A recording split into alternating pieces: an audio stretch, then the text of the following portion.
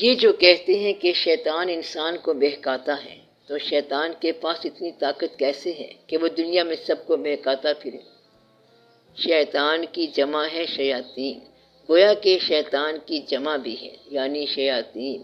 قرآن پاک کو آپ سمجھیں تو اس میں ابلیس کا لفظ بھی ہے، شیطان کا لفظ بھی ہے اور شیاطین کا لفظ بھی ہے۔ آپ اس کو یوں سمجھ لو کہ اللہ تعالیٰ کے باب میں جس شیطان کا ذکر ہو رہا ہے وہ ابلیس تھا۔ آپ لوگوں کا شیطان جو ہے وہ انسانوں کی شکل میں موجود رہے گا۔ آپ اتنی بات سمجھ لو کہ شیطان کسی انسان کی شکل میں ہوگا، کسی خواہش کی شکل میں ہوگا۔ وہ بڑا شیطان آپ کو نہیں بہکا رہا ہے، بلکہ آپ اپنے قریب شیطان ڈھونڈ لو۔ آپ کی زندگی میں بہکانے والا کوئی انسان ہوگا یا بہکانے والا کوئی خیال ہوگا، بس یہی شیطان کافی ہے۔ وہ بڑا ابلیس تو خدا کے مقابلے میں تھا۔ بڑوں کا مقابلہ بڑے شیطان کرتے ہیں اور چھوٹوں کے مقابلے میں چھوٹے شیطان ہوتے ہیں، اور شیطان ان لوگوں کے بارے میں پرواہ نہیں کرتا جو پہلے ہی شیطانی کرتے ہیں۔ وہ کہتا ہے کہ یہ تو ہیں ہی اپنے، اگر کہیں نیکی پیدا ہو تو پھر شیطان آتا ہے بہکانے کے لیے، ورنہ تو وہ جانتا ہے کہ میرا کام خود بخود ہی ہو رہا ہے۔ آپ نے فرمایا تھا کہ ابلیس نے خدا کو سجدہ کیا، لیکن جب خدا نے انسان کو سجدہ کرنے کے لیے کہا تو وہ انسان سے انکاری ہو گیا۔ یہ بھی ابلیس کی صفت ہے کہ اس نے خدا کا اقرار کیا لیکن انسان کا انکار کیا۔ یہ بات یوں ہے کہ اللہ کا سجدہ اور اللہ کے امر سے انکار۔ اس نے آدم کا سجدہ نہیں کیا بلکہ امر کو سجدہ نہیں کیا، امر الہی کو سجدہ نہیں کیا۔ یسألونک عن الروح قل الروح من امر ربی، روح جو ہے وہ اللہ کے امر کی شکل میں آدم علیہ السلام میں موجود تھی، یعنی کہ امر کا انکاری شیطان ہے۔ آدم کا انکاری شیطان نہیں ہے بلکہ آدم امر الہی ہے۔ جس خدا کا تو سجدہ کرتا ہے، اگر اس کا کوئی حکم آ جائے تو کیوں انکار کرتا ہے؟ جو نماز پڑھتا ہے، اگر اسے کوئی بیماری آ جائے تو وہ جھگڑتا کیوں ہے؟ بیماری امر ہے۔ جب کوئی تکلیف آ جائے تو خدا سے جھگڑتا ہے۔ خدا کو ماننے کے بعد خدا کے کسی حکم سے انکار نہ کرنا، مثلا بیٹا پیدا ہوا، بیٹی پیدا ہوئی یا کچھ بھی نہ پیدا ہوا تو یہ سب اس کا حکم ہے۔ اگر شادی ہوئی، نہیں ہوئی یا لیٹ ہو گئی، 4 سال بعد ہوئی تو یہ سب اللہ کے امر کے قصے ہیں۔ اب اس امر کو تسلیم کرنے والا مومن کہلائے گا۔ وہ کہے گا کہ ہم نے اللہ کو مانا اور ہم نے اللہ کے احکام کو مانا۔ جس دل میں اللہ کی یاد ہو اس دل میں نفرت نہیں ٹھہرتی، بس یہ یاد رکھ لینا۔ اپنے دلوں کا جائزہ لیا کرو، اس کو ضرور معاف کر دو، اس بیچارے پر رحم کرو۔ کس پر؟ ظالم پر۔ جب آپ کو موقع ملے اور اختیار ملے تو آپ کبھی ظلم نہ کرنا۔ اپنے دلوں کو صاف کر دو، دلوں کی رنجش کو دور کر دو۔ اپنے آپ پر رحم کرنے کا مطلب یہ ہوتا ہے کہ معاف کرنے والا معاف کیا جائے گا۔ یہ چھوٹا سا فکرہ ہے، اسے یاد رکھ لینا۔ رحم کرنے والے پر رحم ہوگا، انصاف کرنے والے پر انصاف ہی ہوگا، اور انصاف آپ کے حق میں اچھا نہیں ہے۔ انصاف نامہ اعمال کی بات ہے، اپنے نامہ اعمال پر زوم نہ کرنا۔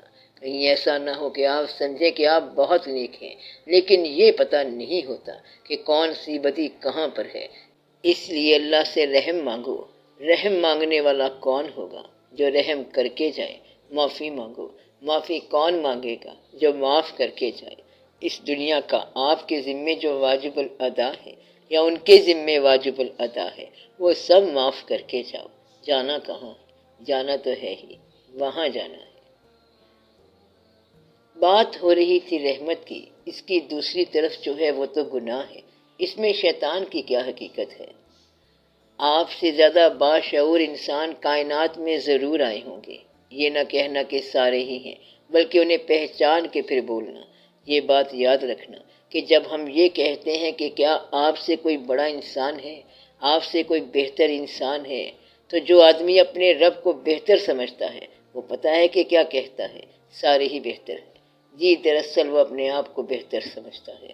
آپ کو اس انسان کا نام پتہ ہونا چاہیے جو آپ سے بہتر ہے۔ بس یہ یاد رکھنا، ایسا انسان آپ کے اپنے علاوہ ہونا چاہیے۔ آپ سے بہتر کسی انسان نے اللہ تعالیٰ سے یہ سفارش نہیں کی کہ شیطان کو معاف کر دیں، یہ اس کا راز ہے۔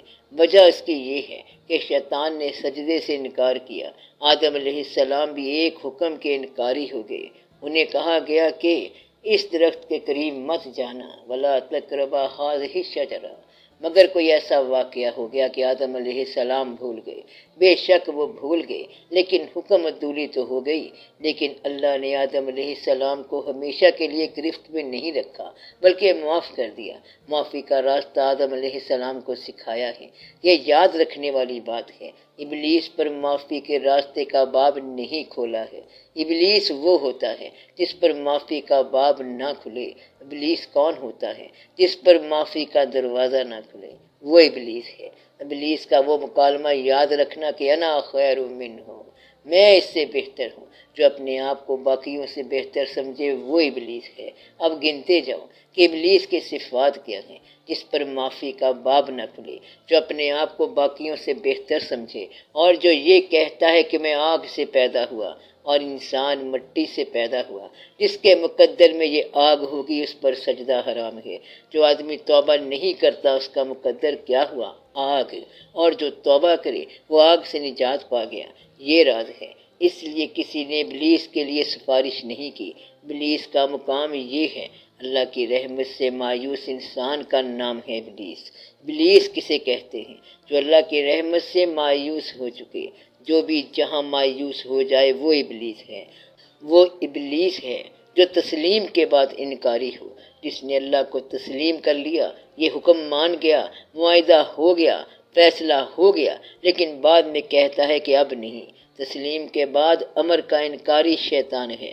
اگر آپ کا اپنے ابا حضور سے یہ معاہدہ ہو گیا کہ آپ کا ہر حکم مانیں گے، لیکن بعد میں یہ کہنا کہ یہ حکم ہم نہیں مانیں گے، تو یہاں سے شیطان بنتا ہے۔ شیطان کہاں پہ بنتا ہے؟ جو سارے حکم مانے لیکن ایک حکم پہ اٹک جائے، یہ شیطان ہے۔ ماننے کے بعد انکاری شیطان ہے۔ شیطان نے معاف تو ہو جانا تھا، لیکن کیا ہوا تھا؟ محفل کے اندر انکار معاف نہیں ہوتا، اکیلا گناہ معاف ہو جاتا ہے۔ شیطان سب کے سامنے انکار کر گیا، فسجدو، سب نے سجدہ کر دیا، الا ابلیس، سوائے ابلیس کے، وہ یہ برملا کر گیا۔ اب سزا دینا ضروری تھا۔ ابلیس کی سزا دراصل سجدہ کرنے والوں کا انعام بھی تھا۔ تو یہ بات ہے، ورنہ گناہ تو اللہ معاف کرتا رہتا ہے، اور یہ آدم علیہ السلام کے لیے ہے، انسان کے لیے ہے، مٹی کے لیے ہے، عناصر کے لیے ہے، اور ظہور ترتیب کے لیے ہے۔ آدم علیہ السلام نے دنیا میں آ کے جو پہلا کلمہ کہا وہ یہ تھا کہ ربنا ظلمنا انفسنا، ہم نے اپنی جان پر ظلم کیا ہے، ہمارے رب ہم سے غلطی ہو گئی۔ یہ دیکھو کہ آدم علیہ السلام کا زمانہ کتنا پرانا ہے، اور لینگویج کتنی ڈیولپڈ ہے، اس میں ادب ہے۔ ربنا ظلمنا انفسنا وان لم تغفر لنا وترحمنا لنکونن من الخاسرین۔ اب یہ کسی پرانے زمانے کی بات نہیں لگتی، بہت ادب کی بات ہے۔ پھر معافی ہو گئی، گویا کہ معافی مانگنے سے معافی ملتی ہے۔ معافی کا یہ راز انسان کے لیے ہے، انسان کو اس نے معاف کرنا ہے۔ آپ کا یہ سوال کہ ابلیس کا کیا مقام ہوگا اور اس کی حقیقت کیا ہے، تو اب آپ کو ابلیس کی 5 حقیقتیں پتہ چل گئی ہیں، یہ کافی ہیں۔